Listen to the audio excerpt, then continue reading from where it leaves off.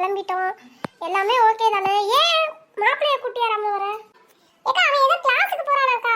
நம்ம போய் பார்த்துட்டு வருவோம்க்கா. அவன் வந்து போட்டோ பார்த்துட்டான். அவன் ஓகேன்னு சொன்னதுனால தான் இன்னைக்கு நம்ம பொண்ணு பார்க்க கிளம்புறோம். நம்ம போய் பார்த்துட்டு வந்தோடனே அவனை பூ வைக்கிறப்ப கூட்டிட்டு போவோம்க்கா. சரி போவோம். கார் வந்துருச்சா? போயிட்டு வந்து நான் வீட்ல சாப்பாடு செய்யணும். என் வீட்டுக்காரர் வந்துருவாரு.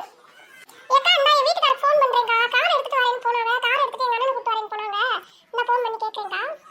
பரிமளா அந்த மாப்பிள்ள வந்துட்டாரு போலமா. கதவு திறக்கிற சவுண்ட் கேக்குது. பரிமளா என்ன உட்கார்ந்துட்டு இருக்க? கிளம்பலையா? எங்க வாங்க.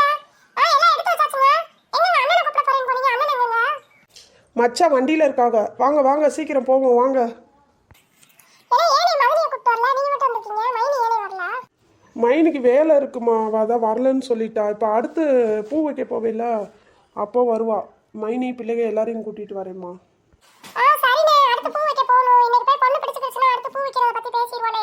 இன்னைக்கு பேசிட்டு வந்துருவானே. பரிமளா நான் சொல்றத கொஞ்சம் கேளு. இன்னைக்கு போய் நம்ம பொண்ணு பிடிச்சிருச்சு அப்படின்னா பிடிச்சிருச்சுன்னு மட்டும் சொல்லிட்டு வருவோம்.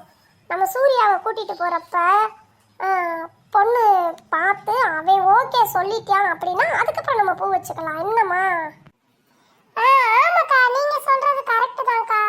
அப்படியே செஞ்சிருவோம். சூர்யா பிடிச்சிருக்குன்னு சொன்னதுக்கு அப்புறம் தான் பரிமளா நம்ம பூ வைக்கிறத பத்தி பேசணும்.